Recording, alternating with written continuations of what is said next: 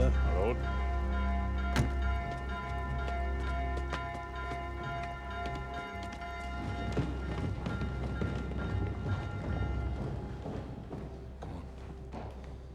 I thought the king had more affected the Duke of Albany than Cornwall. It always seemed so to us.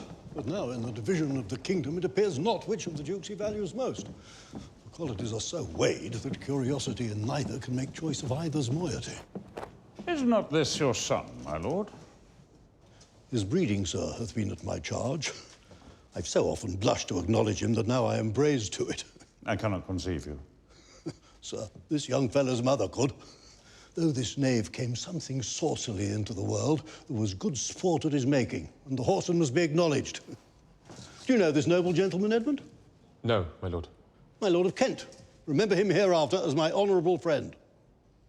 He hath been out 9 years, and away he shall again. Why would I do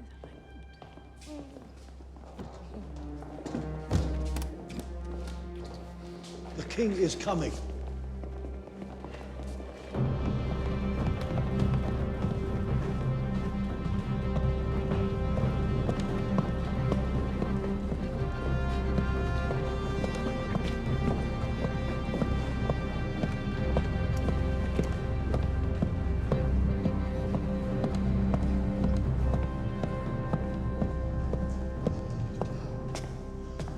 Turn the lords of France and Burgundy, Gloucester. Aye, my good lord. Meantime, we shall express our darker purpose. Give me the map there.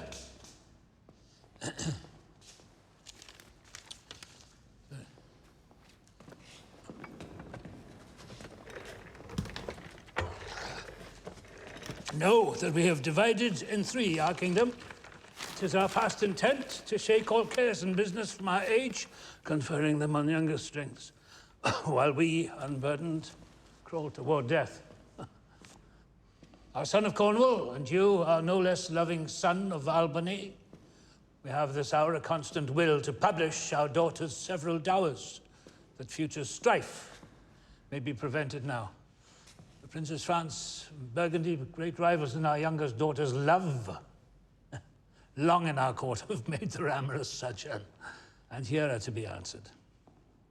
Tell me, my daughters, since now we will divest us both of rule, interests of territory, cares of state, which of you, shall we say, doth love us most, that we our largest bounty may extend where nature doth with merit challenge? Goneril, our eldest born, speak first. Sir, I love you more than word can wield the matter. Dearer than eyesight, space, and liberty, beyond what can be valued, rich or rare. No less than life, with grace, health, beauty, honor, as much as child e'er loved or father found. A love that makes breath poor and speech unable. Beyond all manner of so much, I love you.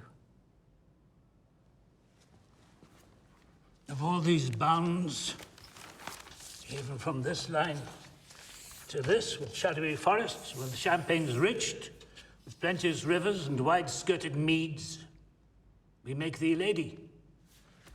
To thine and Albany's issue, be this perpetual. Now what says our second daughter, our dearest, Regan, wife to Cornwall? Speak. I am made of that self-metal as my sister, and prize me at her worth. In my true heart, I find she names my very deed of love.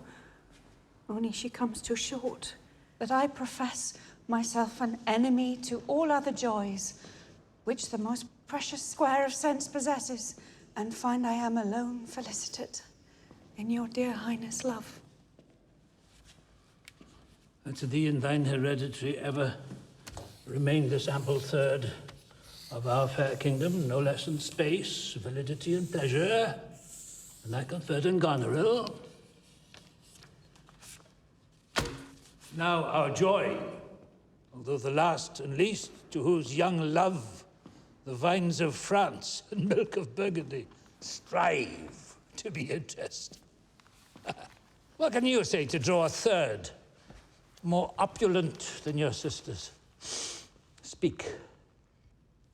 Nothing, my lord. Nothing?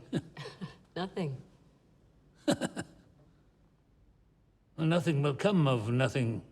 Speak again. Unhappy that I am, I cannot heave my heart into my mouth. I love your majesty according to my bond, no more nor less. How now, Cordelia, mend your speech a little, lest you may mar your fortunes. Aye, my good lord, you have begot me, bred me, loved me. I return those duties back as I right fit. Obey you, love you, and most honor you.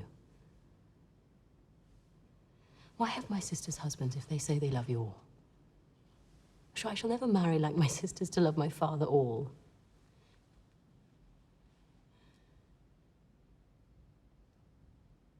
Goes thy heart with this? Aye, my good lord.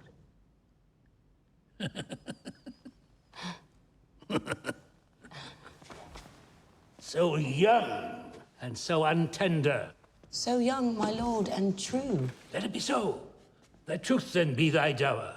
Here I disclaim all my paternal care, and as a stranger to my heart and me hold thee from this forever. Good my liege. Peace can come not between the dragon and his wrath. I loved her most and thought to set my rest on her kind nursery. Hence and avoid my sight! Call France, who stirs? Call Burgundy. Cornwall and Albany with my two daughters' dowers digest this third. Let pride, which she calls plainness, marry her. I do invest you jointly with my power, preeminence, and all the large effects that troop with majesty. Herself by monthly course, with reservation of 100 knights by you to be sustained, shall our abode make with you by due turn. Only we still retain the name and all the addition to a king. The sway, revenue, execution of the rest, beloved sons, be yours. Royal Lear, whom I have ever honoured as my king, as my great patron, thought on in my prayers. The bow is bent and drawn, make from the shaft. Let it fall rather, though the fork invade the region of my heart. Be Kent unmannerly when Lear is mad. What wouldst thou do, old man? Thinkest thou that duty shall have dread to speak when power to flattery bows? Kent, on thy life no more. My life I never held but as a pawn to wage against thine enemies. Out of my sight, dear sir, forbear. See better, Lear. Now by Apollo. Oh, now by Apollo, king. Thou swearest thy gods in vain. I tell thee, thou dost evil. Hear me, recreant, on thine allegiance! Hear me! That thou hast sought to make us break our vows, which we durst never yet. Our potency made good, take thy reward. 5 days we do allot thee for a provision to shield thee from diseases of the world.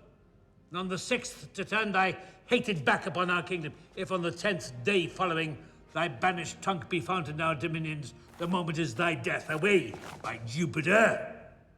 This shall not be revoked!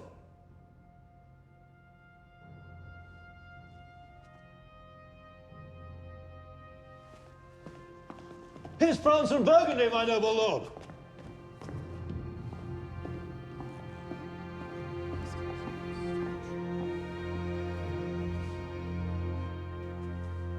My noble lord. My lord of Burgundy, we first address towards you who with this king hath rivals for our daughter. What in the least will you require in present dower with her?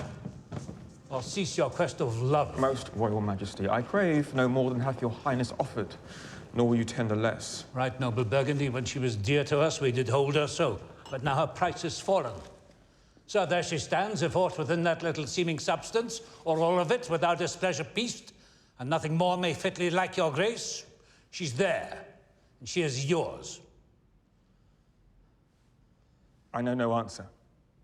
Will you, with those infirmities she owes, unfriended, new adopted to our hate, dowered with our curse, and strangered with our oath, take her or leave her? Pardon me, royal sir, election makes not up in such conditions. Then leave her, sir. For By the power that made me, I tell you all her wealth. For you, great king, I would not from your love make such a stray to match you where I hate. I yet beseech your majesty that you make it known. It is no vicious blot, murder, or foulness, no unchaste action or dishonoured step that hath deprived me of your grace and favour. Better thou hadst not been born than not to have pleased me better.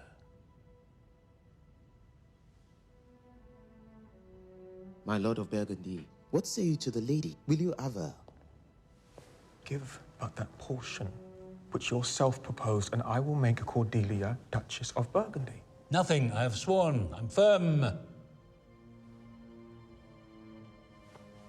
I am sorry then. You have so lost a father that you must lose a husband. Peace be with Burgundy. Since that respect and fortunes are his love, I shall not be his wife.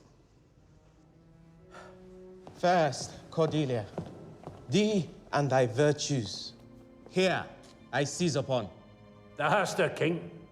Let her be thine. For we have no such daughter, nor shall ever see that face of hers again. Therefore begone without our grace, our love, our benison. Come!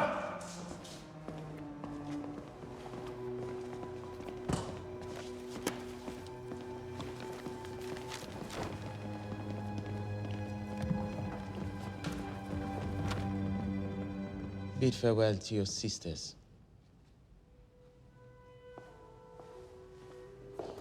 Love well our father. Prescribe not us our duty. Let your study be to content your lord who hath received you at Fortune's arms. I think our father will hence tonight. That's most certain, and with you. Next month with us. You see how full of changes his age is. He always loved our sister most, and with what poor judgment he hath now cast her off appears too grossly. 'Tis the infirmity of his age, yet he hath ever but slenderly known himself. Best and soundest of his time hath been but rash. If our father carry authority with such disposition as this, it will but offend us. We shall further think on it. We must do something, and i' the heat. Pray, let us hit together. Thou, nature, art my goddess. To thy law my services are bound. Why, bastard? Wherefore base, when my dimensions are as well compact, my mind as generous, and my shape as true as honest madam's issue? Why brand they me with baseness, bastardy? Legitimate Edgar, I must have your land. Well, my legitimate Edmund the Base shall top the legitimate.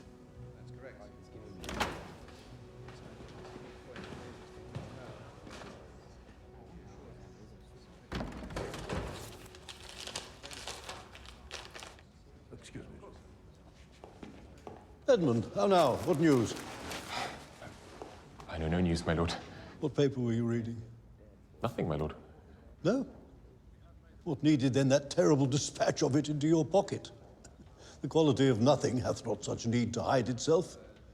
Let's see, come. If it be nothing, I shall not need spectacles. I beseech you, sir, pardon me. It is a letter from my brother that I have not all overread, and for so much as I have perused, I find it not fit for your overlooking. Give me the letter, sir.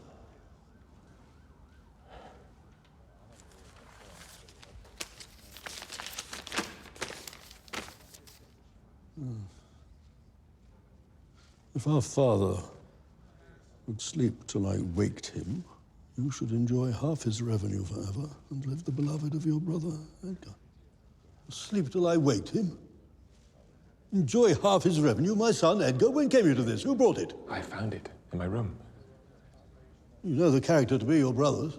If the matter were good, my lord, I durst swear it were his, but in respect of that, I would fain think it were not. It is his. It is his hand, my lord, but I hope his heart is not in the contents. Has he never before sounded you in this business? Never, my lord, but I have heard him oft maintain it to be fit that sons at perfect age and fathers declined. The father should be his ward to the son, and the son manage his revenue. Oh, villain! Felon, his very opinion in a letter. Go seek him. Where is he? I do not well know, my lord. These late eclipses of the sun and moon portend no good to us. We've seen the best of our time. Find out this villain, Edmund. It shall lose thee nothing. Do it carefully. Just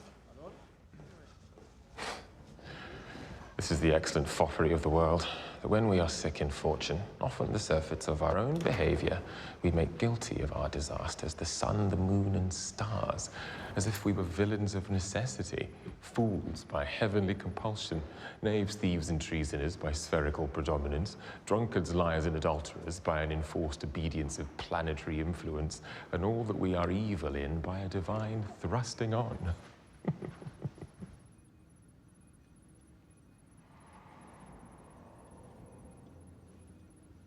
How now, Brother Edmund? Oh, these eclipses do portend these divisions.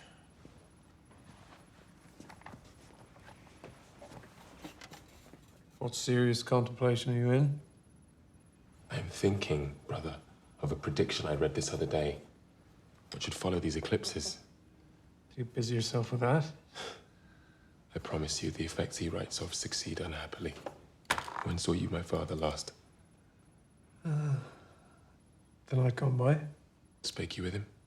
Aye. 2 hours together. Find you no displeasure in him by word nor countenance? None at all.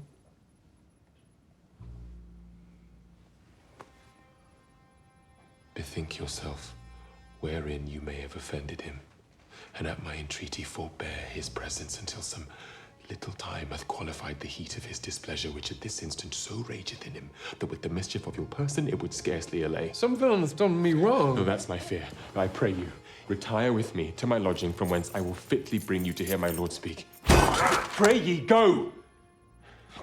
There's my key. If you do stir abroad, go armed. Armed? Brother! Brother, I advise you to the best. I have told you what I have seen and heard, but faintly, nothing like the image and horror of it. Pray you, away!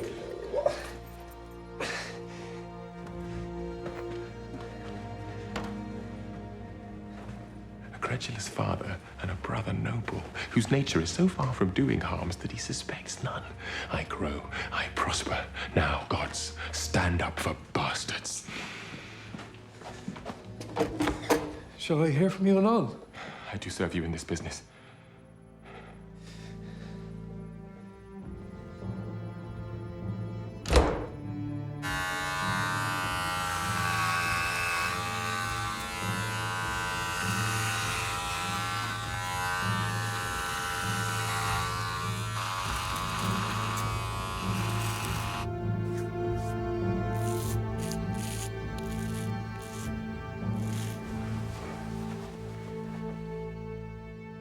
Now, banished Kent, if thou canst serve where thou dost stand condemned, so may it come thy master, whom thou lovest, shall find thee full of labours.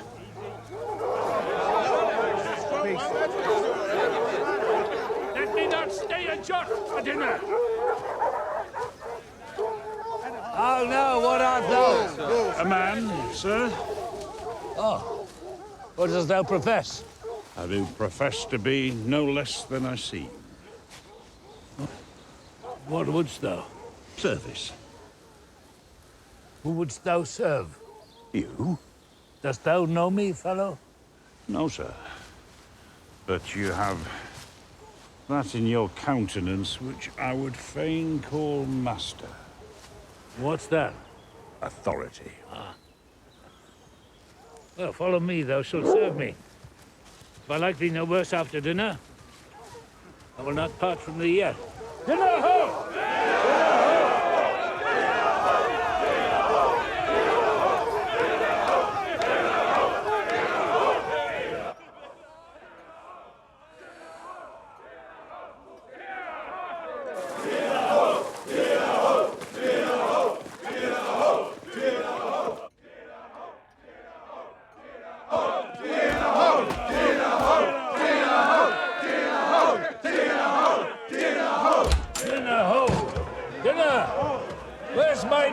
my fool? Hey!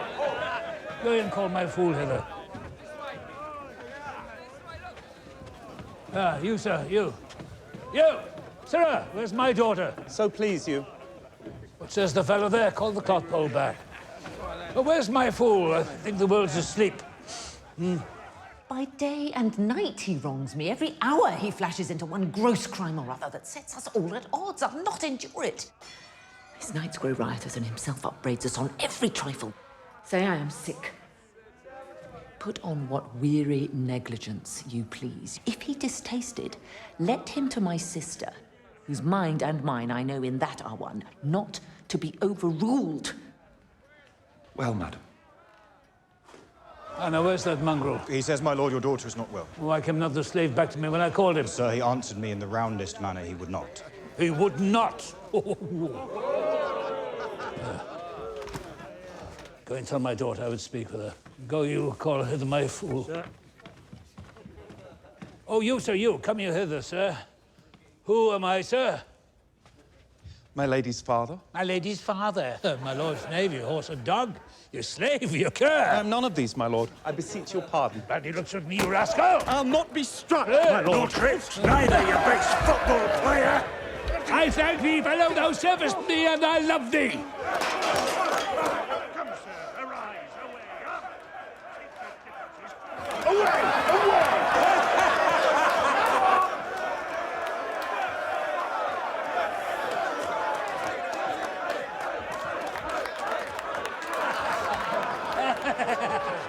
Let me hire him too.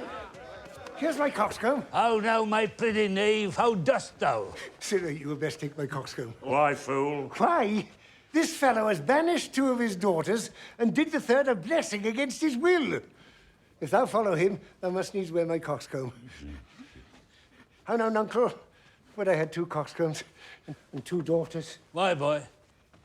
If I gave them all my living, I'd keep my coxcombs myself. There's mine. Beg another of thy daughters. Don't call me fool! Boy, hey! All thy other titles thou hast given away. That thou wast born with. This is not altogether fool, my lord. Fools have never grace in a year. For wise men are grown foppish, and do not hold their wits to wear. Their manners are so apish. Why you want to be so full of songs, sirrah? I have used it, nuncle, ere since thou madest thy daughters thy mothers. Sirrah will have you whipped. I marvel what kin thou and thy daughters are. They'll have me whipped for speaking true. Thou'lt have me whipped for lying. And sometimes I am whipped for holding my peace. I had rather be any kind of thing than a fool. And yet, I would not be thee, nuncle. Thou hast pared thy wit on both sides and left nothing in the middle. Here comes one of the pairings. Oh, no, daughter. What makes that frontlet on? Methinks you're too much of late in the frown.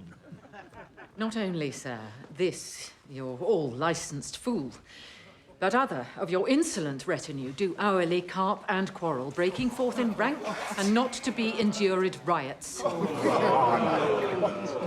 Sir, I had thought by making this well known unto you to have found a safe redress, but now grow fearful by what yourself too late have spoken done, that you protect this course and put it on by your allowance.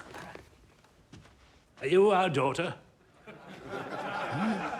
I would you would make use of your good wisdom, whereof I know you are fraught, and put away these dispositions which of late transport you from what you rightly are. May not an ass know when the cart draws the horse? Whoop, Jug, I love you. Does any here know me? This is not Lier. Does Lier walk thus? Speak thus? Where are his eyes? Either his notion weakens, his discernings are lethargied. Ha! Waking! 'Tis not so. Who is it that can tell me who I am?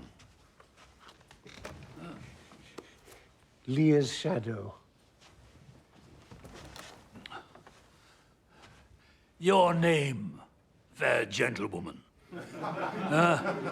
This admiration, sir, is much of the savour of other your new pranks. I do beseech you to understand my purposes aright.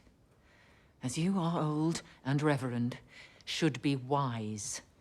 Here do you keep 100 knights and squires, men so disordered, so debauched and bold, that this, our court, infected with their manners, shows like a riotous inn.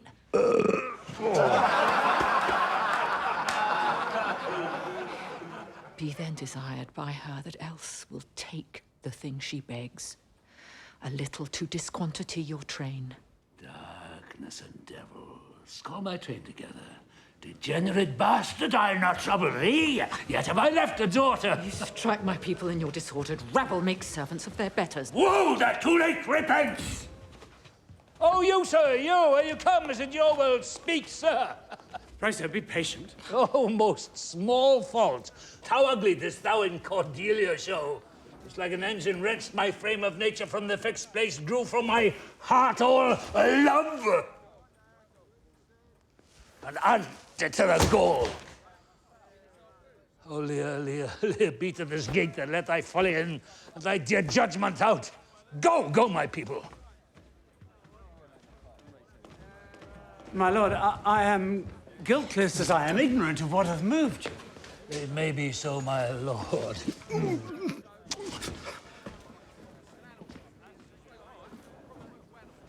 Here, nature, here. Dear goddess, here.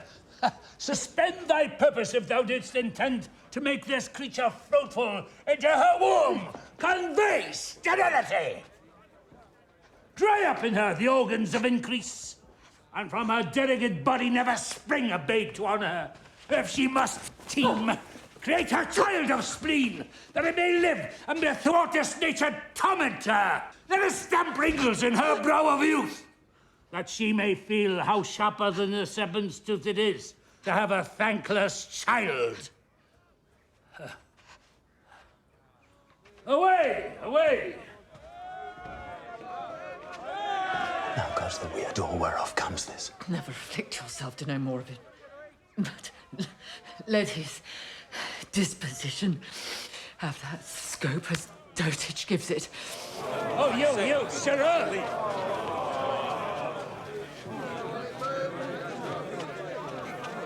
What?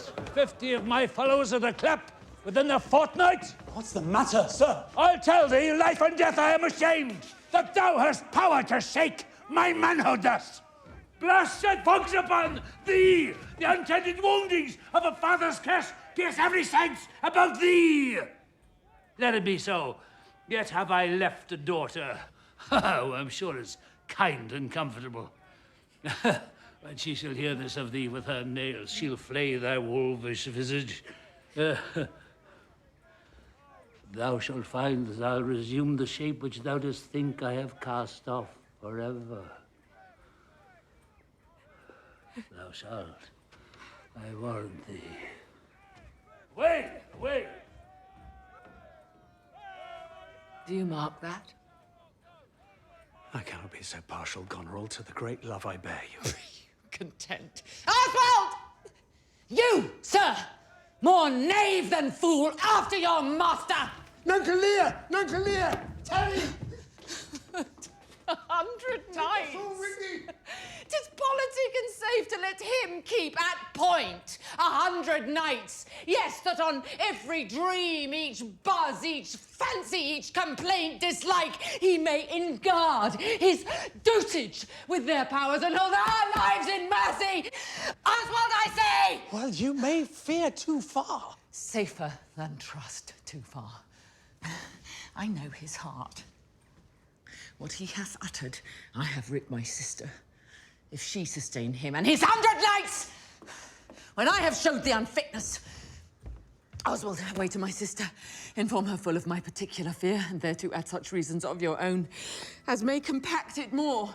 Get you gone and hasten your return.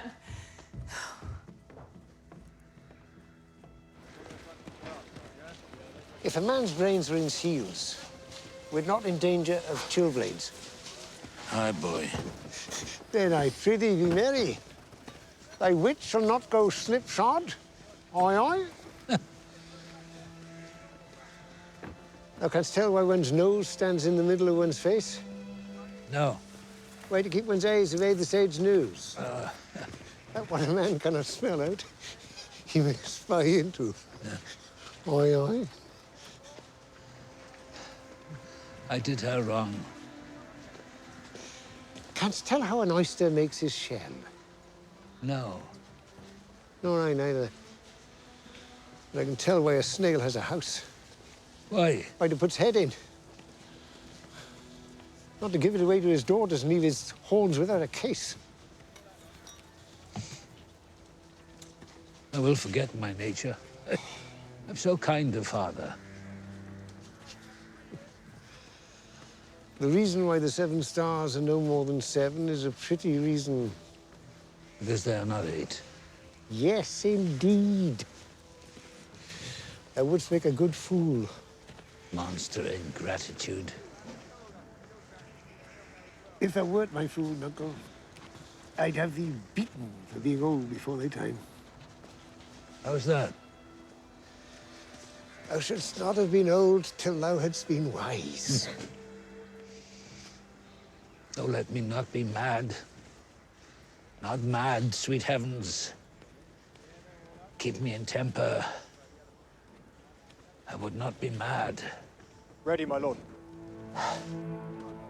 Come, boy.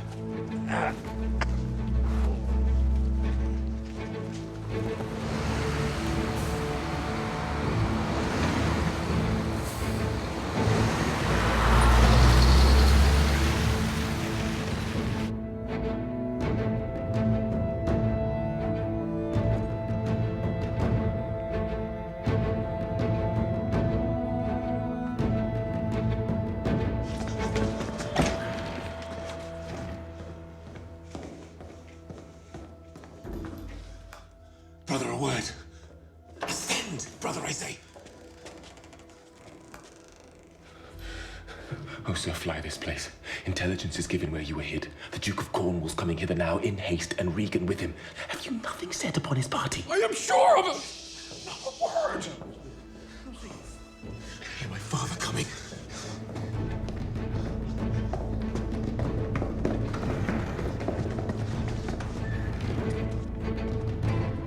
Help!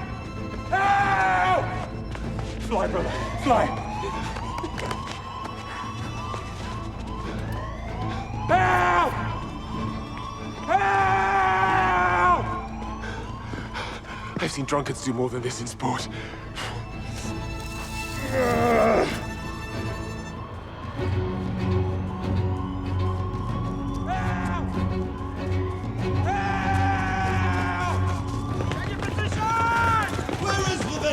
Here, studying in the dark, bumbling of wicked charms, conjuring the moon to stand auspicious mistress. But where is he? Look, sir, I bleed. Where is the villain, Edmund? Fled this way, sir, and by no means he could... Pursue him! Ho! Go after! By no means what? Persuade me to the murder of your lordship. Not in this land shall he remain uncaught, and found, dispatched. Is the Duke. Or Port Salvar, the Duke must grant me that. The villain shall not escape. And of my land, loyal and natural boy, I'll work the means to make thee capable.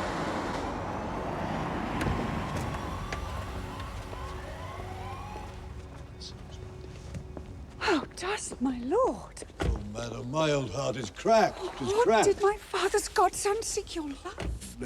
Lady, shame would have it hid. Was he not companion with the riotous knights that tended upon my father? I know not, madam. 'Tis too bad, too Yes, bad. madam, he was of that Oh, consort. no marvel then, though he were ill-affected. I have, this present evening, from my sister, been well informed of them, and with such cautions, that if they come to sojourn at my house, I'll not be there. Nor I, surely, Regan. Edmund, I hear you have shown your father a childlike office. It was my duty, sir. He received his hurt, you see, striving to apprehend him. Is he pursued? Aye, my good lord. Well, if he be taken, he shall never more be feared of doing harm. For you, Edmund, ages of such deep trust, we shall much need. You we first season. I shall serve you, sir, truly, however else. For him I thank your grace. You know not why we came to visit you. Thus out of season, threading dark-eyed night, occasions noble Gloucester of some prize, wherein we must have use of your advice.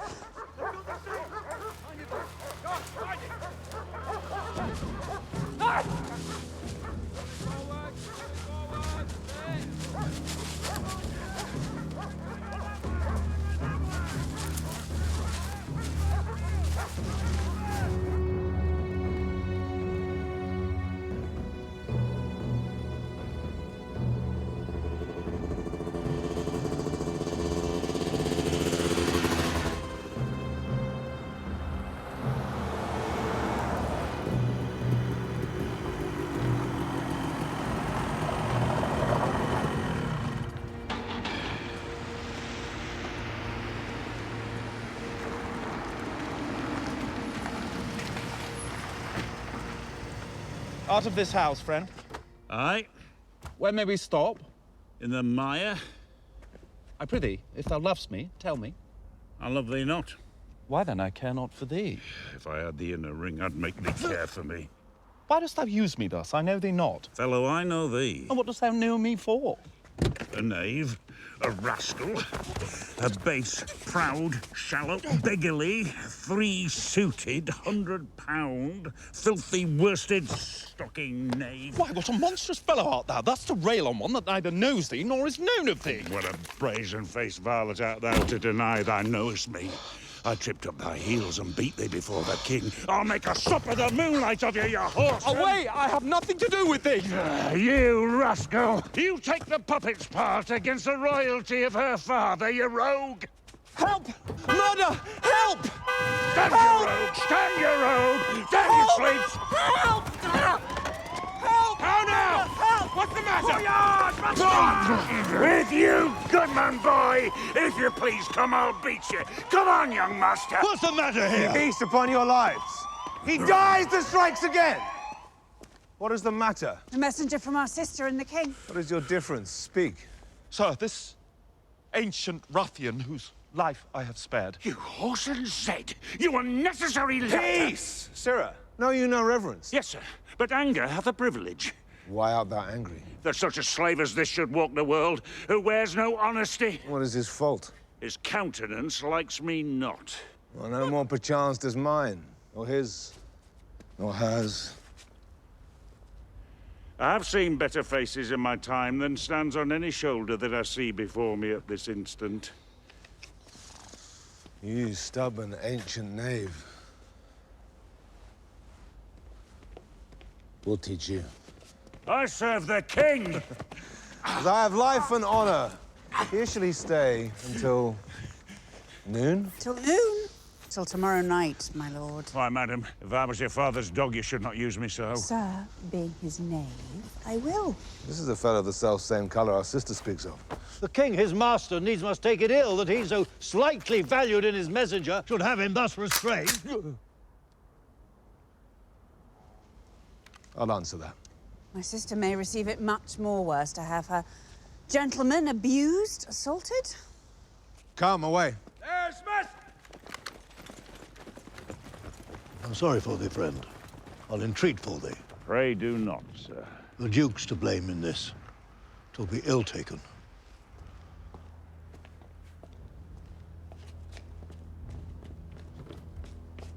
Oh!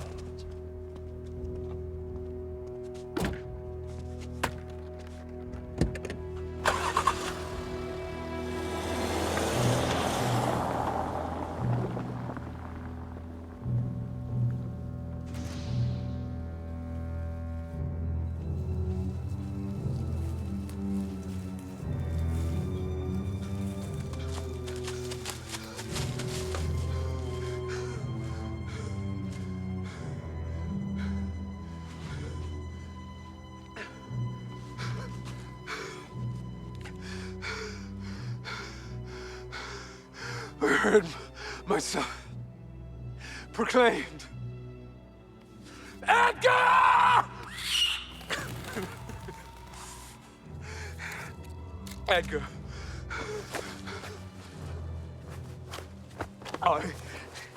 Nothing.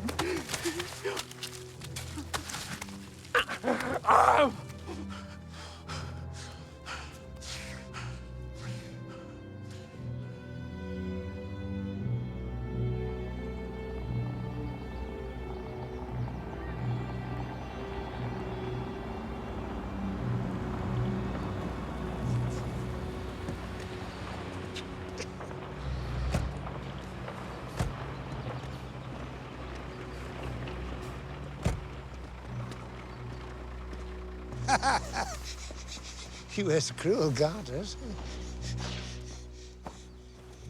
Good. Hail to thee, noble master. What's he that hath so much thy place mistook to set thee here? It is both he and she, your son and daughter. No. Yes. No, I say. I say yea. By Jupiter, I swear no. By Juno, I swear aye. Where is this daughter? Give me my servant forth. Deny to speak with me. They're sick. They're weary. They have traveled all the night. Ha! Mere fetches. The images of revolt and flying off. Fetch me a better answer. Go tell the Duke and his wife I'd speak with them now. Presently. Bid them come forth and hear me. At the chamber door, I'll beat the drum till it cry, sleep to death. I would have all well betwixt you. Oh, me, my heart, my rising heart, but down. Cry to it, Nuncle. As the cockney did to the eels when she put him in the face alive, she napped them on their coxcombs with a stick and cried, "Down, wantons, down!"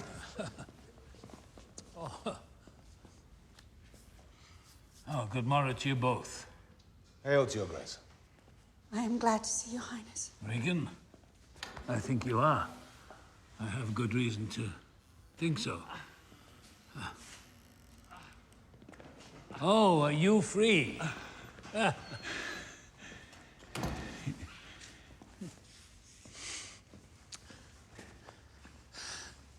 sister's naught. O Regan, she hath tied sharp-toothed unkindness like a vulture here. I can scarce speak to thee. Thou not believe without depraved equality. O Regan. I pray you, sir, take patience. I have hope.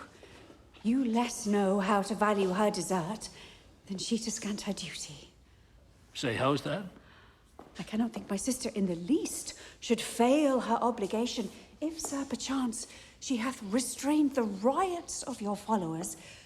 'Tis on such grounds and to such wholesome end as clears her from all blame. My curse is on her. Oh, sir, you are old. Nature in you stands on the very verge of her confine. You should be ruled and led by some discretion that discerns your state better than you yourself. Therefore, I pray you that to our sister you do make return. Say you have wronged her. Ask her forgiveness? Do you but mark how this becomes the house? Dear daughter, I confess that I'm old. Age is unnecessary on my knees. I beg that you vouchsafe me raiment, bed, and food. Sir, these are unsightly tricks. Return you to my sister. Never, Regan! She hath abated me of half my ta'en, looked black upon me, struck me with her tongue most serpent-like upon the very heart. All the stored vengeances of heaven fall on her ungrateful self. Strike her young bones, you taking heirs with lameness. You nimble lightnings dart your blinding flames into her scornful eyes, infect her beauty, you fen-sucked fogs, drawn by the powerful sun to fall and blister. Oh, the blessed gods. So will you wish on me when the rash mood is on? No, Regan, thou shalt never have my curse. Thy tender-hefted nature shall not give thee aught to harshness. Her eyes are fierce, but thine do comfort and not burn. Thou better knowest the offices of nature, bond of childhood, effects of courtesy, dues of gratitude. Thy half of the kingdom thou hast not forgot, wherein thy thee endowed. Good sir, to the purpose. Who put my man near the stocks?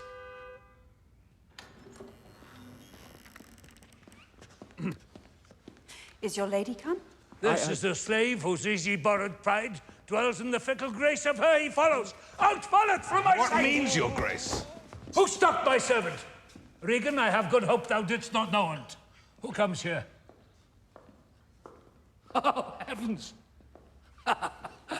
If you do love old man, if your sweet sway allow obedience, if you yourselves are old, make it your cause, send down and take my part. Art not ashamed to look upon this beard? Oh, Regan, will you take her by the hand? Why not by the hand, sir? How have I offended? All's not offence that indiscretion finds, and dotage terms so. Besides, you are too tough. Will you yet hold? How came my man of the stock? I said in there, sir! Did you? I pray you, father, being weak, seems so? If till the expiration of your month you will return and sojourn with my sister, dismissing half your train, come then to me. I am now from home and out of that provision which shall be needful for your entertainment. Return to her, and 50 men dismissed? No! Persuade me rather to be slave and sumpter to that detested groom. At your choice, sir. I pray thee, daughter, do not make me mad. I will not trouble thee, my child. Farewell. We'll no more meet, no more see one another. Oh!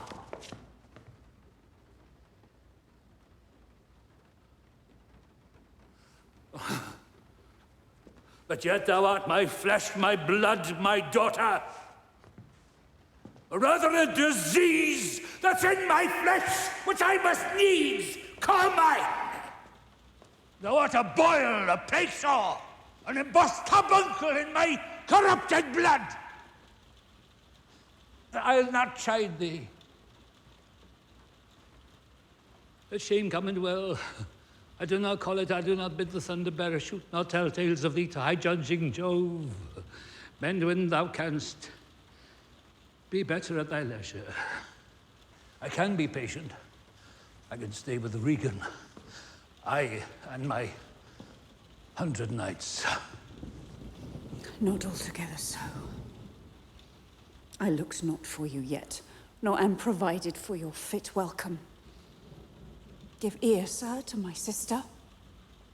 For those that mingle reason with your passion must be content to think you old and so, but she knows what she does. Is this well spoken? I dare avouch it, sir.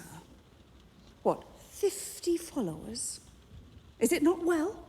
What should you need of more? Yea, or so many, sith that both charge and danger speak against so great a number. How in one house may many people under two commands hold amity? 'Tis hard, almost impossible. Why might not you, my lord, receive attendance from those that she calls servants, or from mine? Why not, my lord? I do entreat you to bring but 25. To no more will I give place or notice. I gave you all. And in good time you gave it.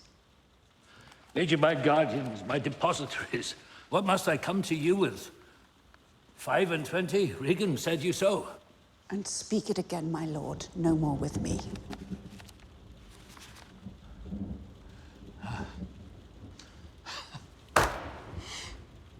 I'll go with thee. The 50 yet doth double 25, and thou art twice her love. Hear me, my lord. What need you? 25, 10, or 5 to follow in a house where twice so many have a command to tend you? What need one? Reason, not a need. Our basest beggars are in the poorest thing. Superfluous, allow not nature more than nature needs. Why, man's life is cheap as beasts. Thou art a lady. If only to go warm or gorgeous, why, nature needs not what thou gorgeous wearest, which scarcely keeps thee warm.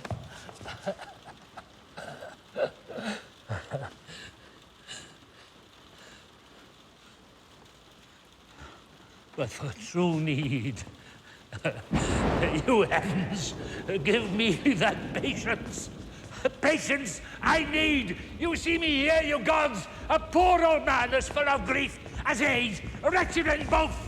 If it be you that stir these daughters' hearts against their father, fool me not so much to bear it tamely.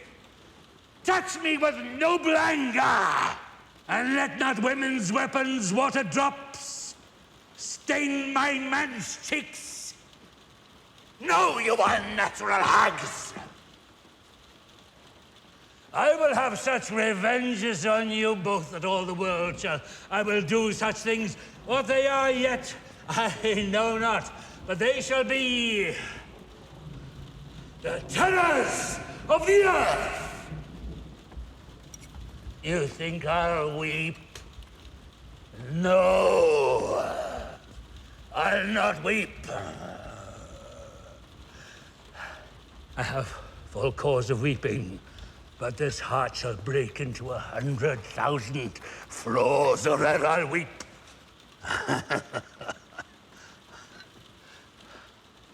Oh, fool. I shall go mad.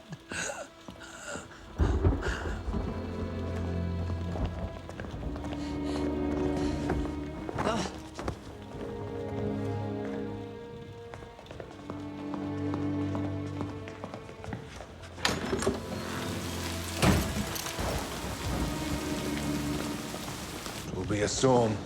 The old man and his people cannot be well bestowed here.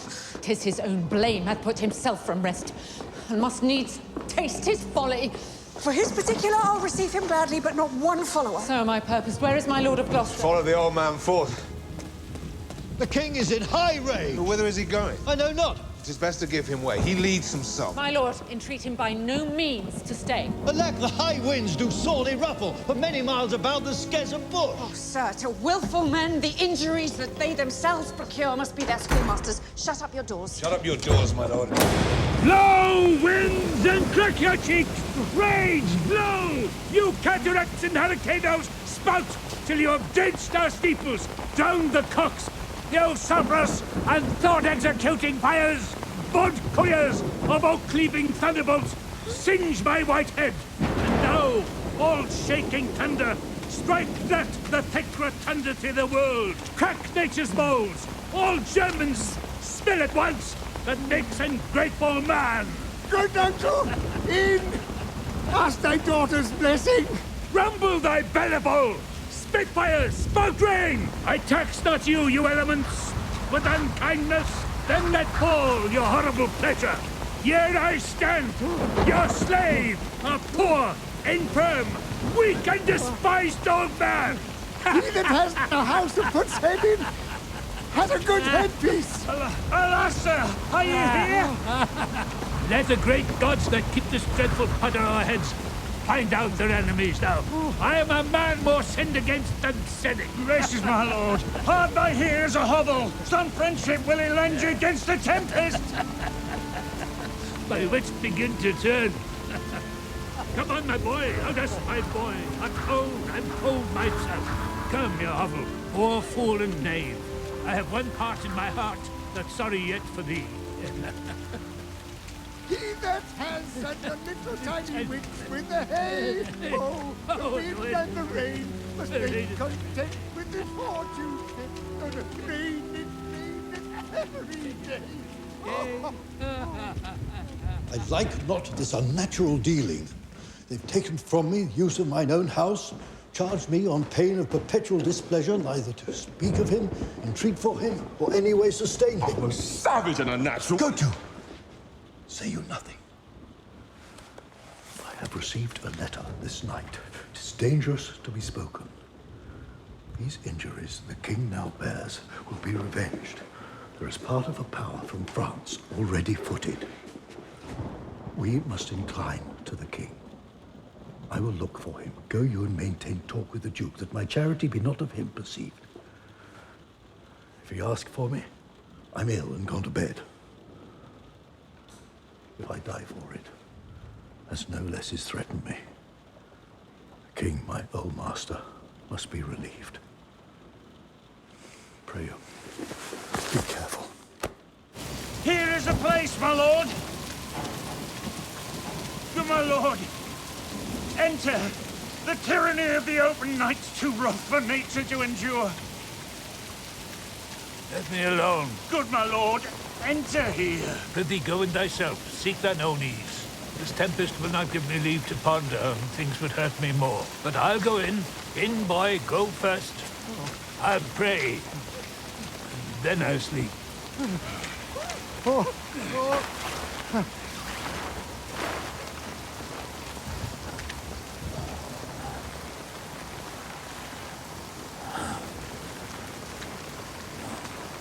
Poor naked wretches, wheresoe'er you are, that bide the pelting of this pitiless storm. How shall your houseless heads, your unfed sides, your looped and windowed raggedness defend you from seasons such as these? Oh, I have ta'en too little care of this. Take physic, pump! Expose thyself to feel what wretches feel. Help me! A spirit! A spirit! Oh, huh? What art thou that dost grumble there? Come forth! Away! The foul fiend follows me! Go to thy bed and warn me! Didst thou give all to thy daughters, and dost thou come to this? He hath no daughters, sir. Poor Tom! Deaf traitor, nothing could have subdued nature to such a lowness but his unkind daughters. Bless thy 5 wits! Tom! Cold! What hast thou been? A serving man, proud in heart and mind, who curled my hair, wore gloves in my cap, served the lust of my mistress's heart, and did the act of darkness with her. In the sweet face of heaven, Dolphin, my boy, Sessa! Is man no more than this? Yes, 3 of us are sophisticated. Thou art the thing itself. Unaccommodated man is no more but such a poor, bare-forked animal as thou art. Off, off, you lendings. Come unbutton here. Pity, Nuncle, be contented. 'Tis a naughty night to swim in. Look, here comes a walking fire. How fares your grace? What's on that needs to swim in frog? Hath your grace no better company? The Prince of Darkness is a gentleman.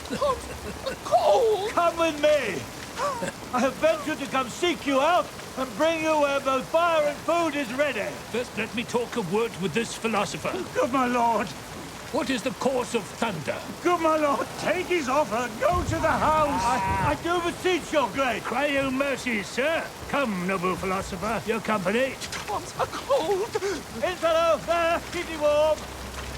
No, this way, my lord. With him I will keep company with my philosopher. Come, good Athenian. Oh, soothe him, good my lord. Let him take the fellow on. Take him you on. Oh, good sir. Good Athenian. I smell the blood of a British man. No word. This is the letter which he spoke of, which proves him an intelligent party to the advantages of France. Come with me to my wife.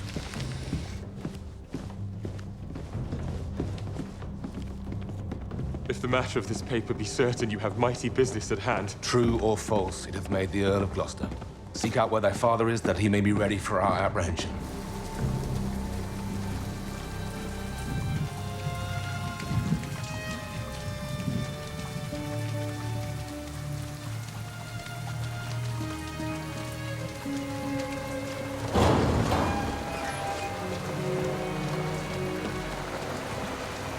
Here is better than the open air. Take it thankfully. I'll piece out the comfort with what addition I can. I will not be long from you. The gods reward you for your kindness.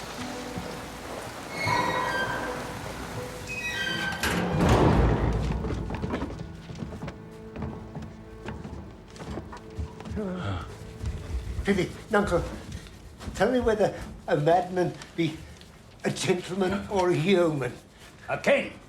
King. He's mad that trusts in the tameness of a wolf, a horse's health, a boy's love, or a whore's oath. It shall be done. I will arraign them straight.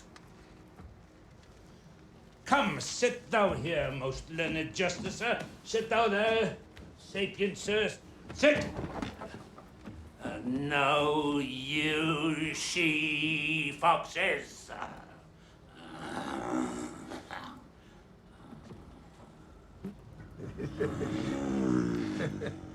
How do you, sir?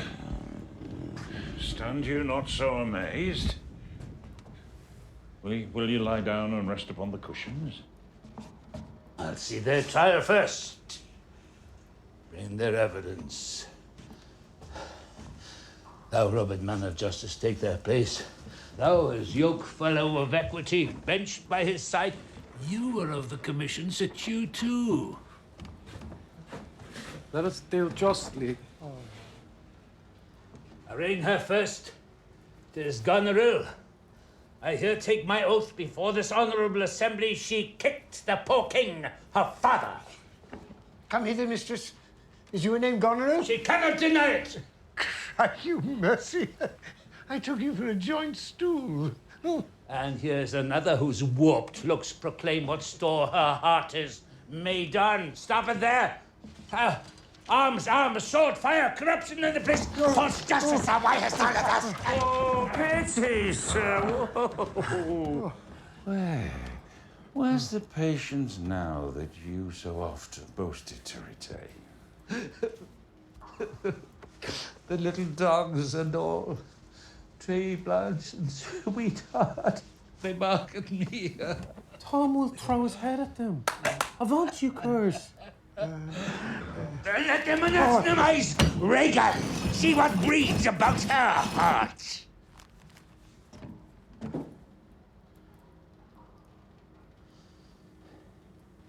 Is there any cause in nature that makes these hard hearts? You, sir, I entertain one of my 100, and I do not like your garments. You will say they're Persian, and let them be changed. Good, my lord. Lie here and rest a while. Make no noise. Make no noise. Draw the curtains. So, go to supper in the morning. And I'll go to bed at noon.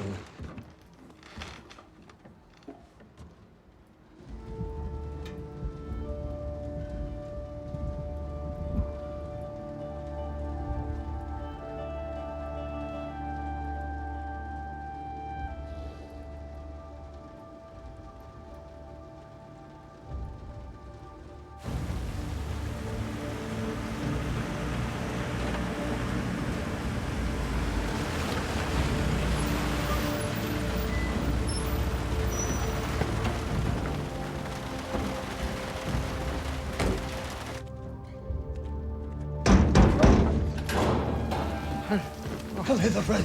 Where is the king, my master? Yes, sir. But trouble him not. His wits are gone. Good friend, I pray thee, take him in thy arms. There is a litter ready. Lay him in it and drive toward Dover, friend, where thou wilt meet both welcome and protection. Take up thy master. If thou shouldst dally half an hour, his life with thine, and all who offer to defend him stand in assured loss. Take up, and follow me.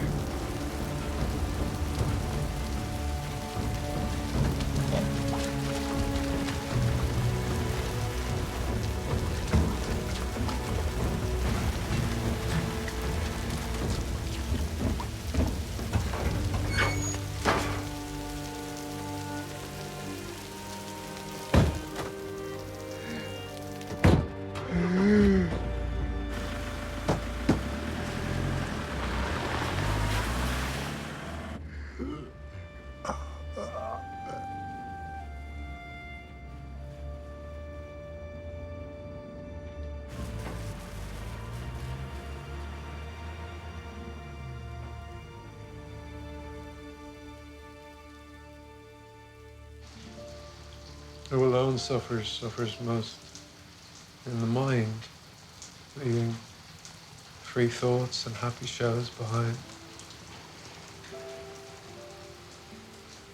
How light and portable my pain seems now, when that which made me bend made the king bow. He childed, as I fathered.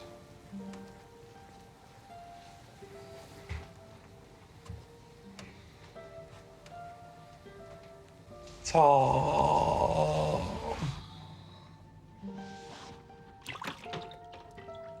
Wait.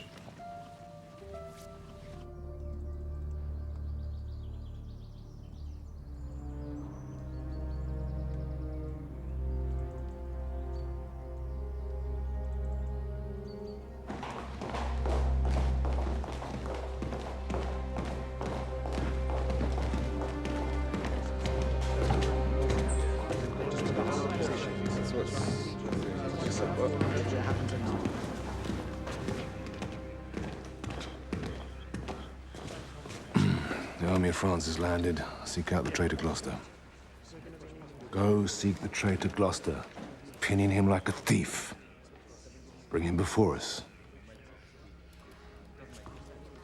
Hang him instantly. Pluck out his eyes. Leave him to my displeasure. Edmund, keep you our sister company. The revenges we are bound to take upon your traitorous father are not fit for your beholding. Farewell, dear sister. Farewell, sweet lord and sister. Edmund, farewell.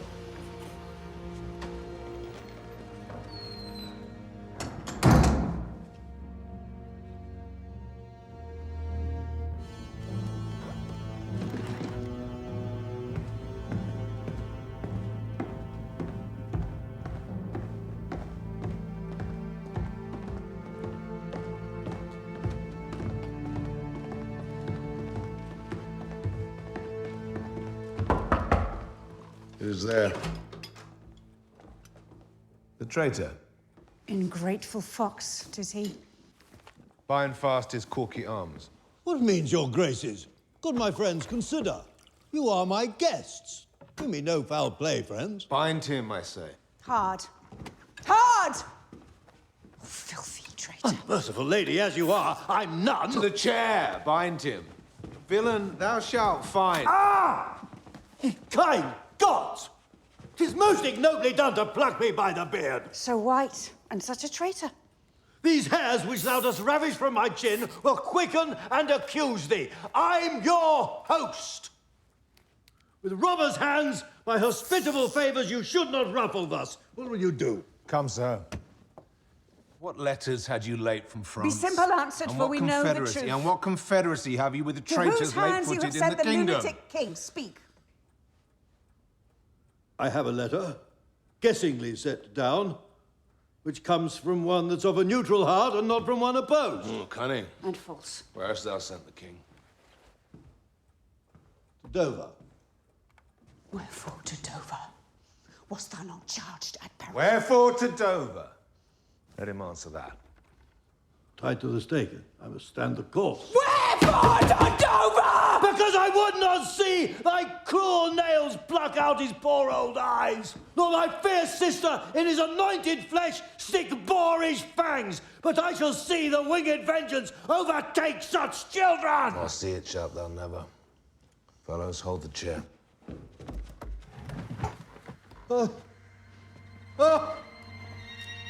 He who will think to live till he be old, give me some help! Oh, cruel! Oh, you gods!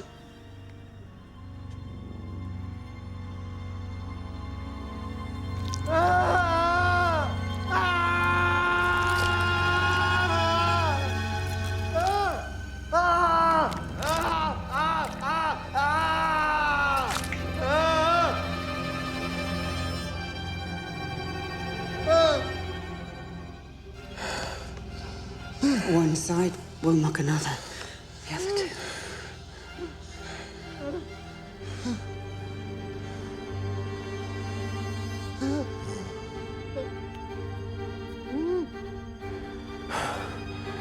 If you see vengeance.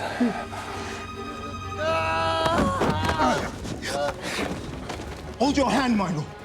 I have served you ever since I was a child, but better service have I never done you than now to bid you hold. How now, you dog! If you did wear a beard upon your chin, I'll shake it on this quarrel.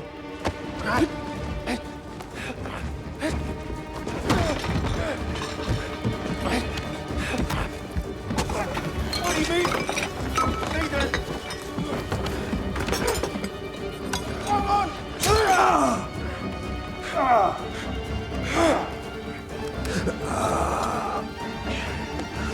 A peasant, stand up thus!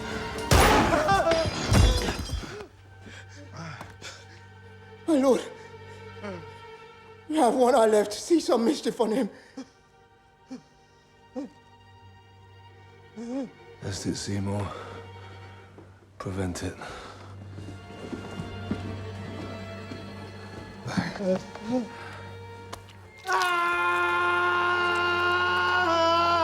Outflower jelly. Where's my son, Edmund? Thou call'st on him that hates thee. It was he who made the overture of thy treasons to us, who is too good to pity thee. Oh, my follies! That Edgar was abused. You kind gods, forgive me that, and prosper him. Go thrust him out at gates and let him smell his way to Dover. How does my lord? How look you? I've received a hurt. Oh, Regan, I bleed apace. Untimely comes this hurt. Give me your arm.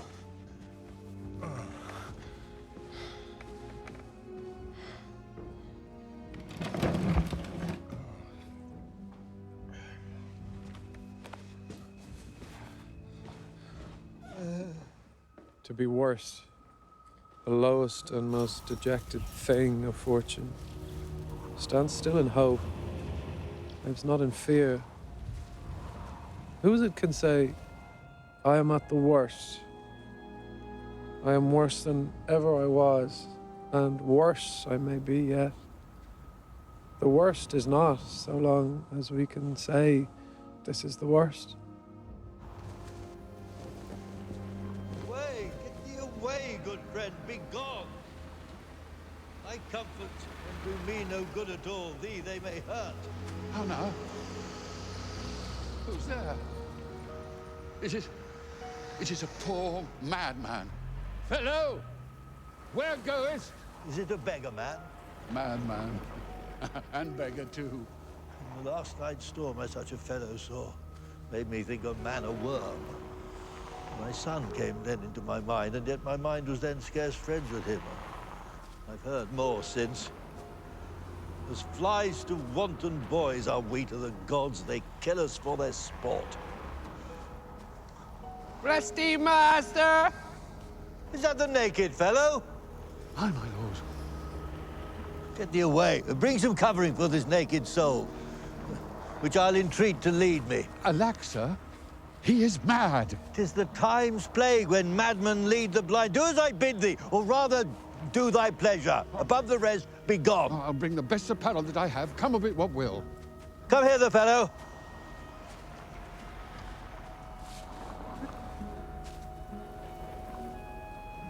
Dost thou know Dover? Aye, master. There is a cliff whose high bending head looks fearfully in the confined deep. Bring me but to the very brim of it. From that place I shall no leading need. Stop still! How fearful and dizzy 'tis to cast one's eyes so low. Oh, I'll look no more, lest my brain turn and the deficient sight topple down headlong. Set me where you stand. Give me your hand.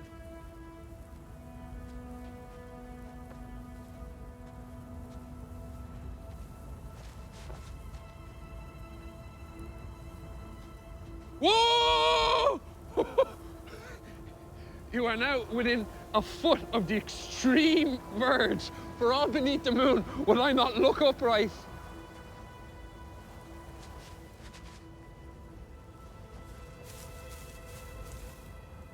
Let go my hand.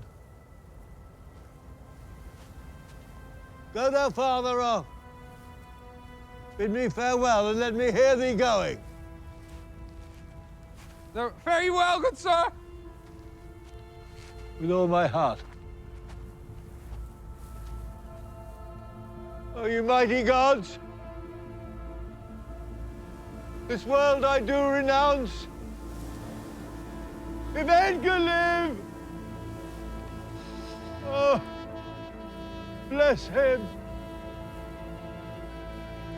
Oh, fellow, fare thee well. God, sir, farewell!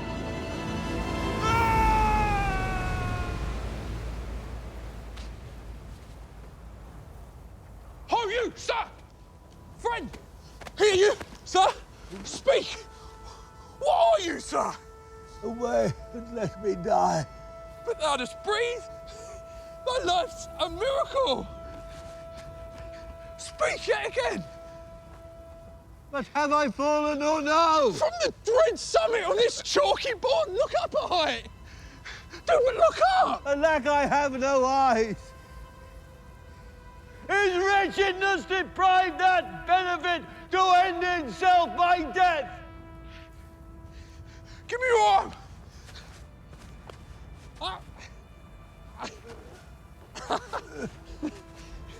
So how is it? Feel your legs. You stand. Too well. Too well.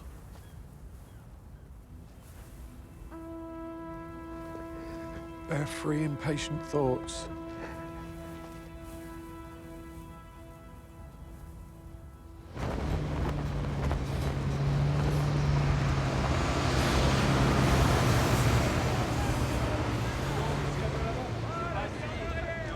It is he. He was met even now as mad as the vexed sea. A sentry send forth, search every acre in the high-grown field and bring my father to our eye. What can man's wisdom in the restoring his bereaved sense? There is means. Our foster nurse of nature is repose. Seek for him, lest his ungoverned rage dissolve the life that wants the means to lead it.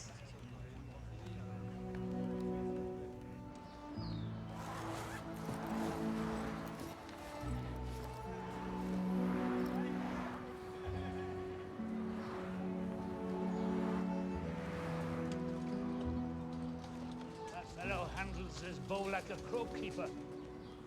Draw me a clothier's yard. Look, a mouse. Peace. This piece of toasted cheese will do it. I know that voice. Oh, well-flown bird.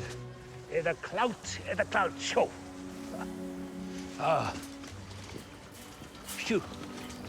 Give the word. Sweet marjoram. Pops. Goneril with a white beard. They flattered me like a dog and told me I had the white hairs in my beard, and the black ones were there to say aye and no to everything I said. Aye and no to there's no good divinity. Speak of that voice I do well remember. It's not the king. Aye, every inch a king. When I do stare, see how the subject quakes. I pardon a man's life. What was thy cause? Adultery? I shall not die. Die for adultery? No. Let copulation thrive. Gloucester's bastard son was kinder to his father than my daughters got between the lawful sheets. To it, luxury, pell-mell, for I lack soldiers. Down from the waist there centaurs, the women all about, but to the girdle do the gods inherit. Beneath is all the fiends. There's hell, there's darkness, there's the sulphurous pit. Burning, scalding stench, consumption, fie, pah. Give me an ounce of civet, good apothecary. To sweeten my imagination, there's money for thee. Let me kiss that hand. Now let me wipe it first. It smells of mortality. Dost thou know me? I remember thine eyes well enough. Read thou this challenge. Mark but the penning of it. Were all thy letters sons I could not see. Read. What? With a case of eyes? Oh, are you there with me? No eyes in your head, nor no money in your purse. Your eyes are in a heavy case. Yet you may see how this world goes. I see it feelingly. What? I'm mad. A man may see how this world goes with no eyes. Get thee glass eyes, and like a scurvy politician, seem to see the things thou dost not. No. If thou wilt weep my cause, take my eyes. I know thee well enough. Thy name is Gloucester. Thou must be patient. We came crying hither. Thou knowest the first time that we smell the air, we wail and cry.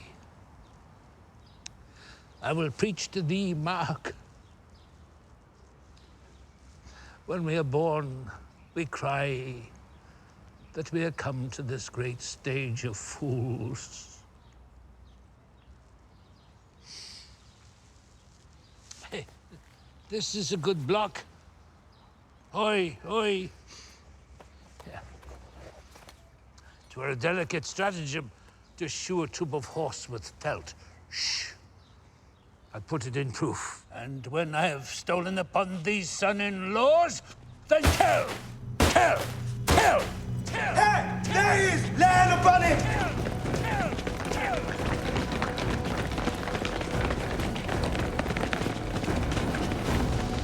Come. Come. C'est bon, doucement. I'm a king, masters, know you that? You are a royal one, and we obey you, okay? Then there is life in it. Come and you get it, you shall get it by running! Where's your master? Madam, aloft, but never man so changed.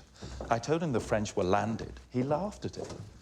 And of Gloucester's treachery, when I informed him, he called me sot and told me I'd turned the wrong way out.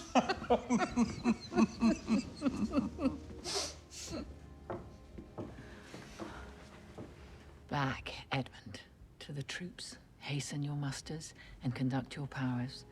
This trusty servant shall pass between us. Ere long you are like to hear a mistress's command. Wear this. Spare speech. Decline your head.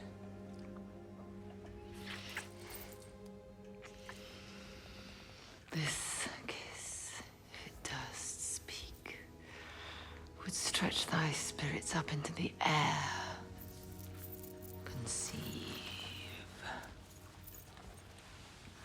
And fare thee well. Yours, in the ranks of death. My most dear Gloucester.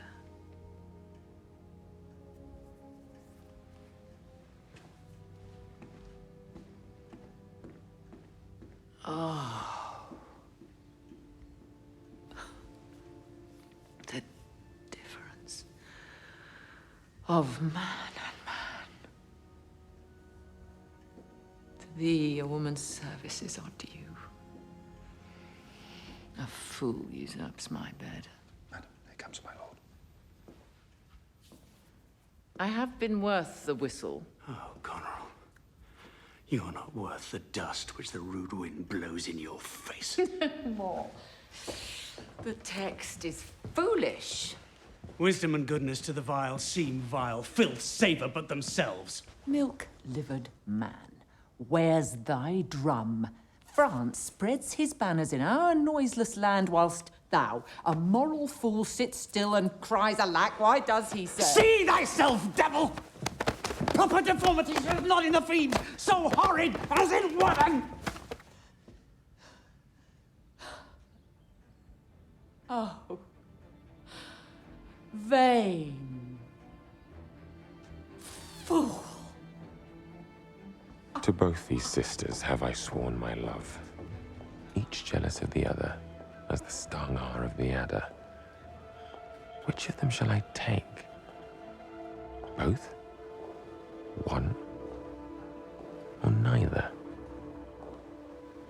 Neither can be enjoyed if both remain alive. Tell me but truly, but then speak the truth. Do you not love my sister?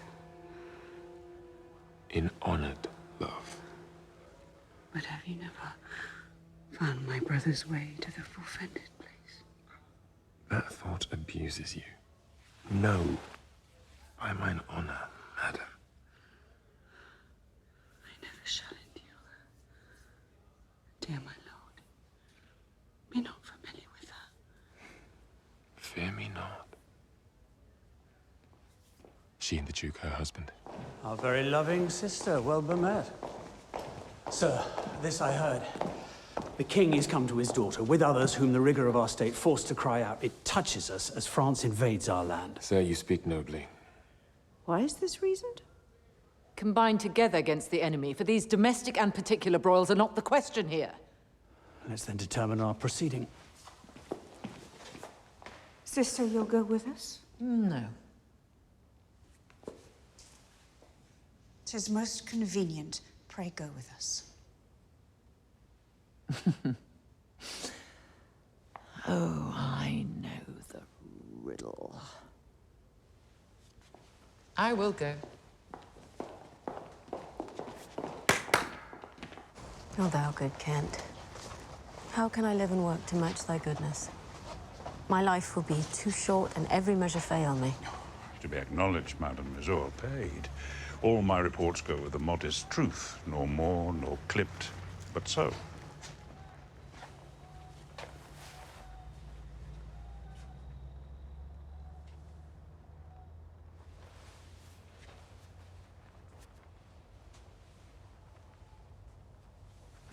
Oh, my dear father.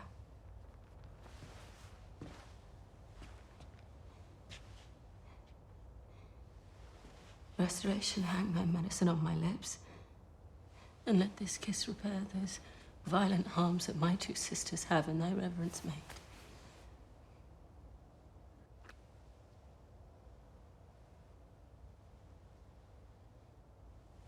He wakes. Speak to him. Madam, do you? 'Tis fittest.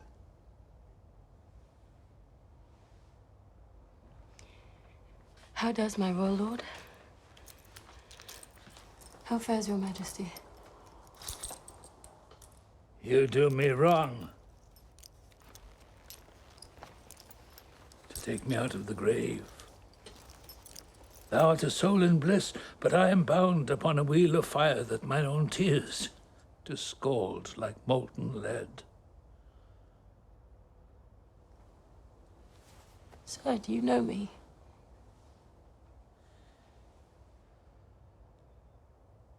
You are a spirit, I know. Where did you die? Still far, far wide. He's scarce awake. Let him alone a while. Where have I been? Where am I?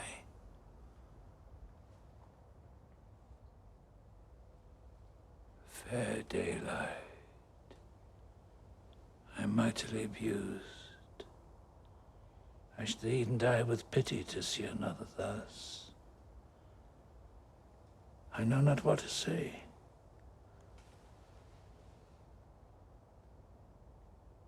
I will not swear these are my hands. Let's see. I feel this pinprick.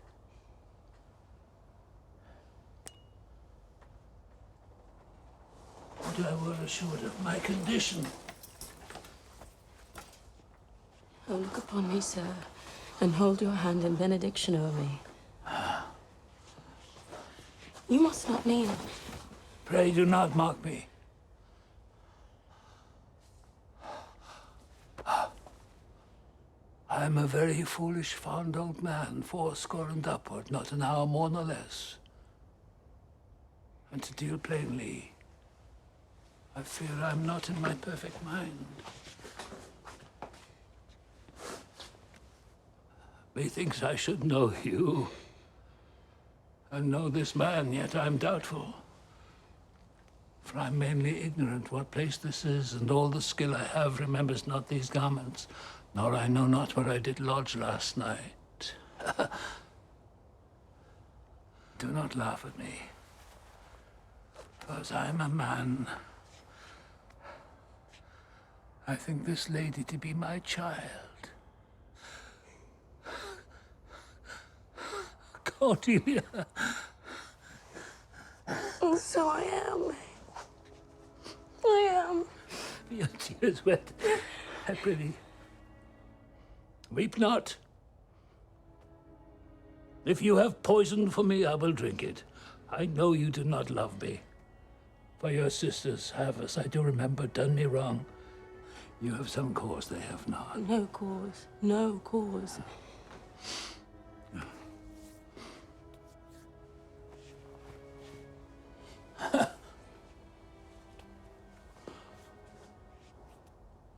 Am I in France? In your own kingdom, sir. Do not abuse me. Be comforted, good madam. The great rage you see is killed in him. Desire him to go in. Will it please your highness walk? You mustn't bear with me. Pray you now, forget and forgive. I am old and foolish.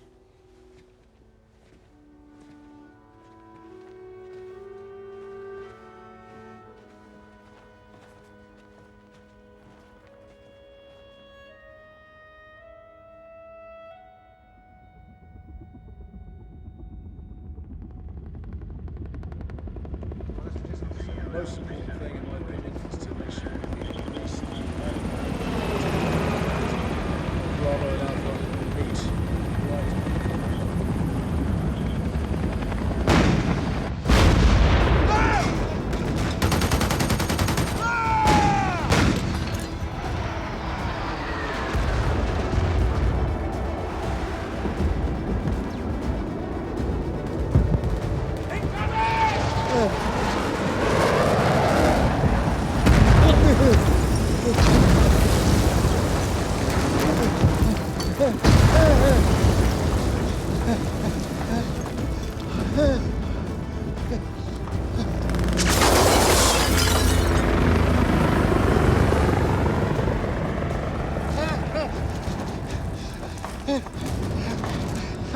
If ever I return to you again, I'll bring you comfort. Grace go with you, sir.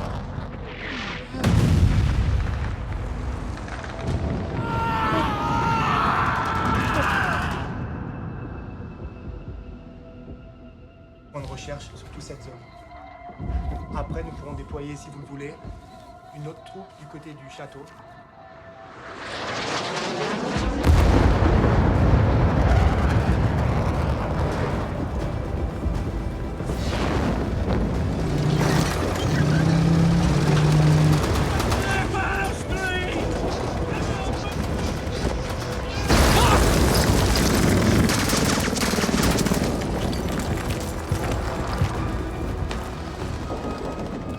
Away! Old man! Give me thy hand! Away! King Lear hath lost! He and his daughter taken! Give me thy hand! Come on! No further, sir. A man may rot even here. Men must endure their going hence, even as they're coming hither. Rightness is all.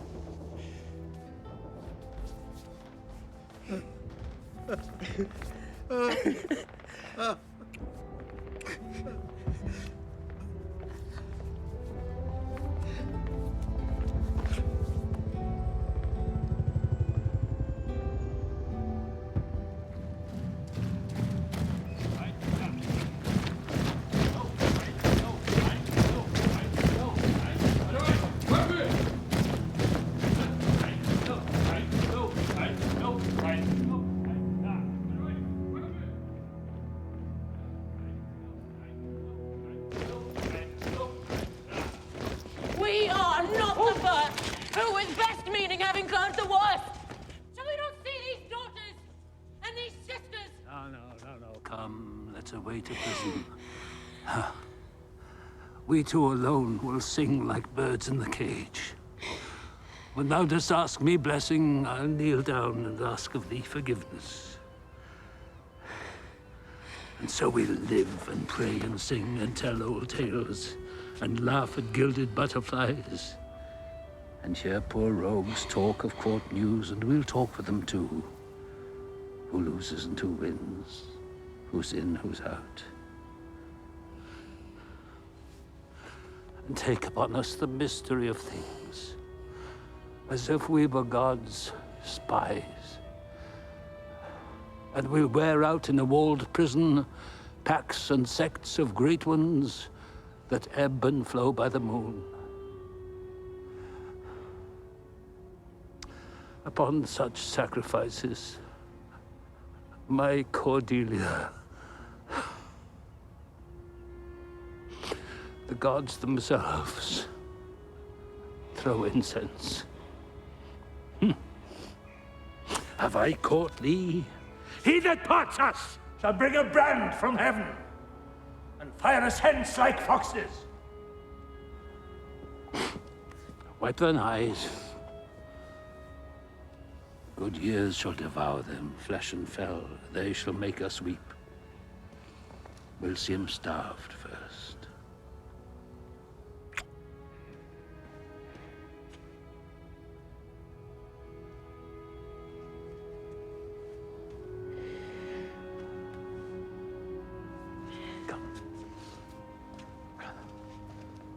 One step I have advanced thee. If thou dost as this instructs thee, thou dost make thy way to noble fortunes.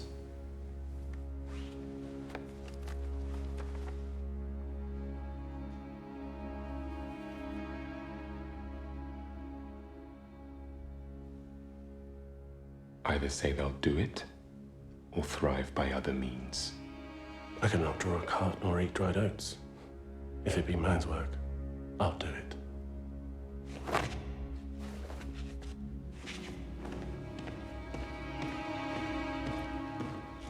Sir, you have showed today your valiant strain, and fortune led you well.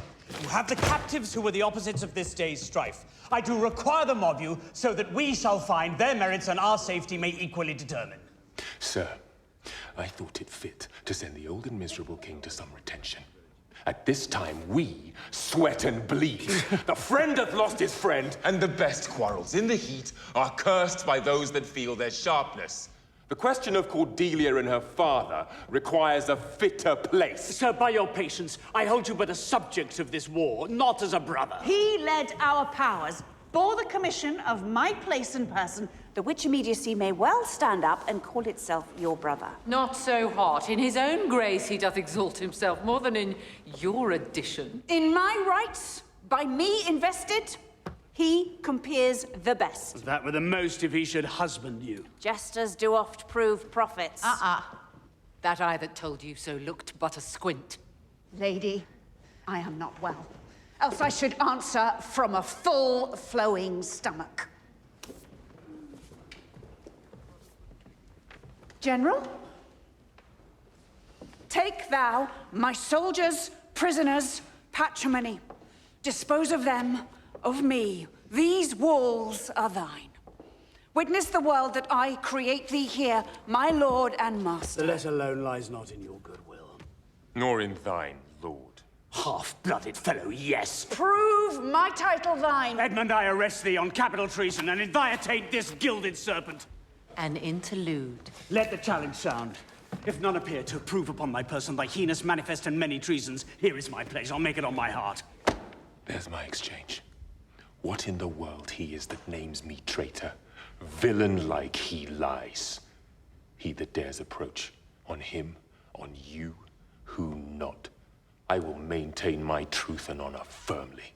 Let the challenge sound. My sickness grows upon me. She is not well. Convey her to my room.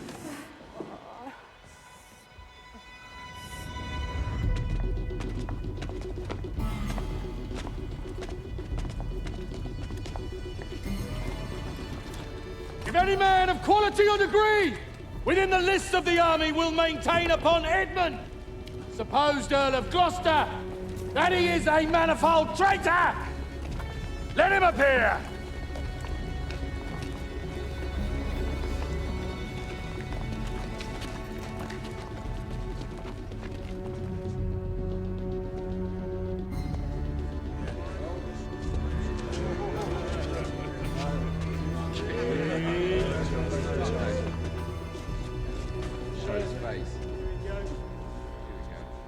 What sayest thou? Thou art a traitor, false to thy gods, thy brother, my father. Back do I toss these treasons to thy head.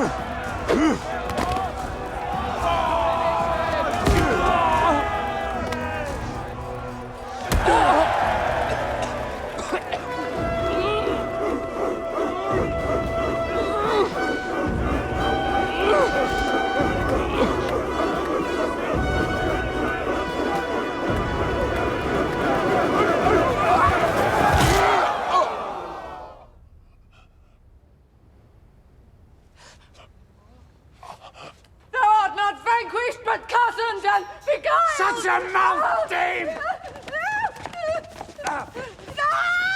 Go with her! She's desperate!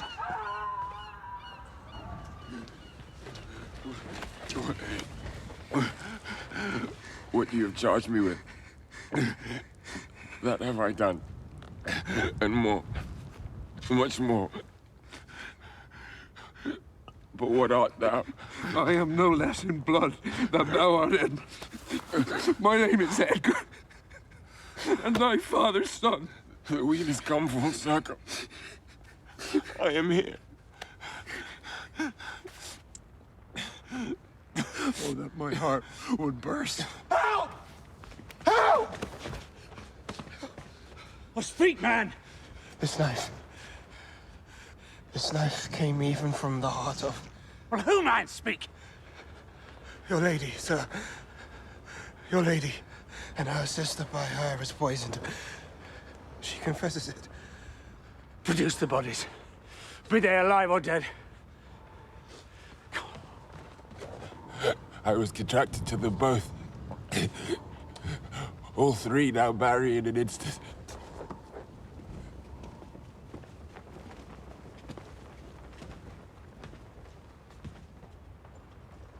I'm come to bid my king and master I good night. Is he not here?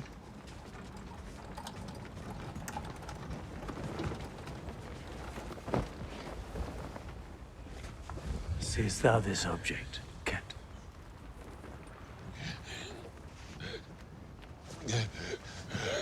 I pant for life.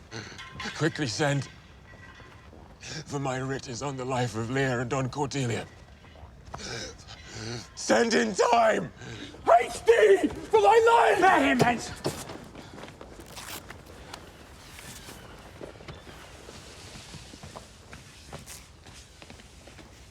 How?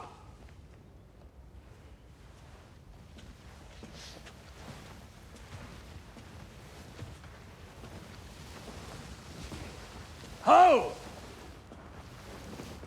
How? How? Oh, you are men of stones. Had I your tongues and eyes, I'd use them so that heaven's vault should crack.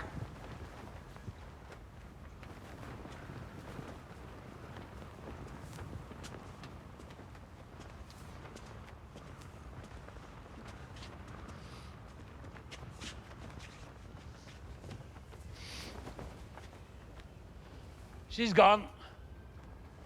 Forever.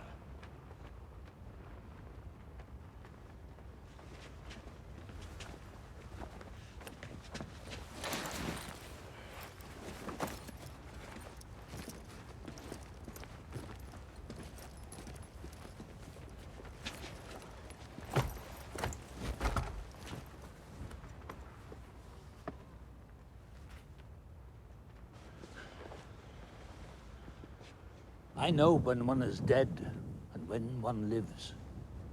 She's dead as earth. This feather stirs. She lives.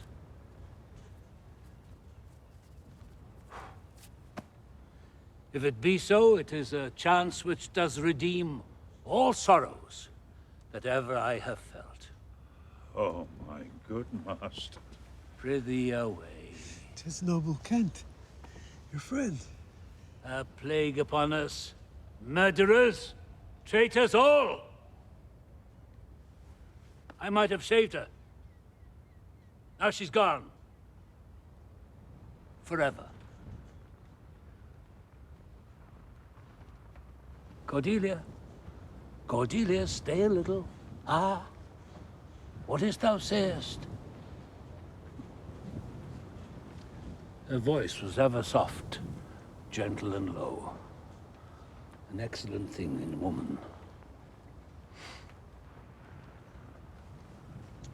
I killed the slave that was a hanging thee, did I not, fellow? 'Tis true, my lords. He did.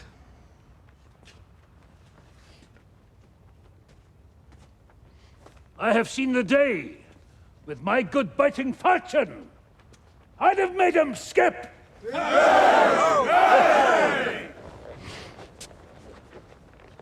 I'm old now, and these same crosses spoiled me.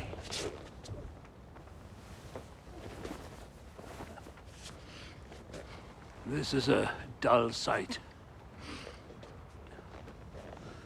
Who are you? Mine eyes are not of the best, I'll tell you straight. Are you not Kent? The same. Your servant, Kent. Where's your servant, Gaius?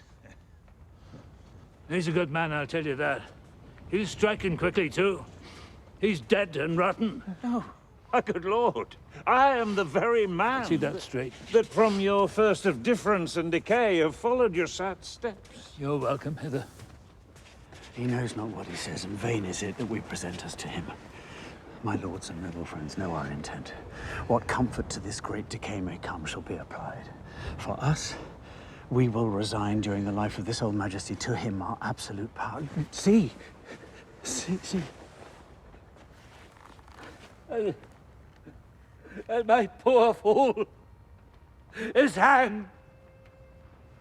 No, no. Don't laugh.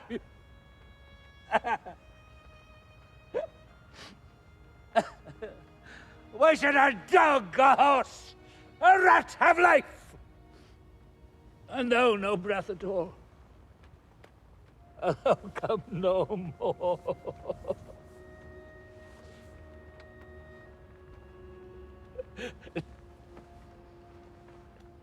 Never. Never. Never.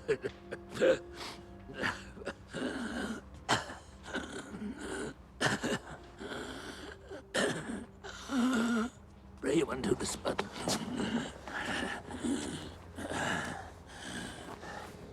Thank you, sir. See this? Look. On her lips. Look there. Look there. There. He faints. My lord? My lord? Oh, break, heart. I pray thee break. Look up. My lord? Oh, vex not his ghost. Oh, let him pass. He hates him that would upon the rack of this tough world stretch him out longer.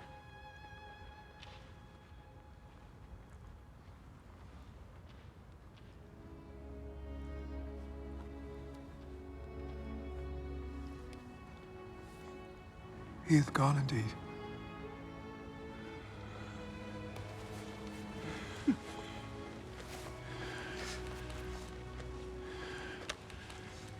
The wonder is, he hath endured so long. He but usurped his life.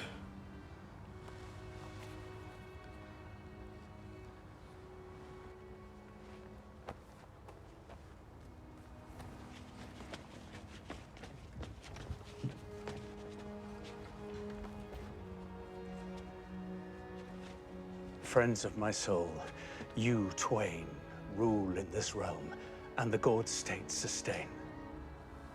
I have a journey, sir, shortly to go. My master calls me. I must not say no.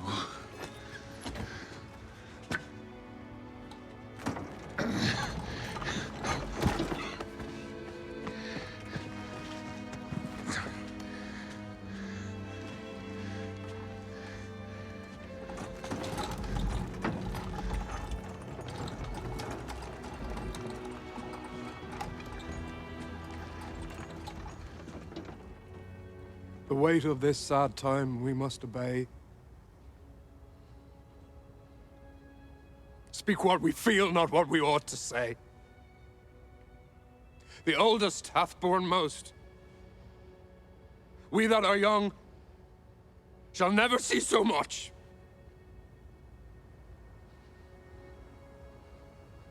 Nor live so long.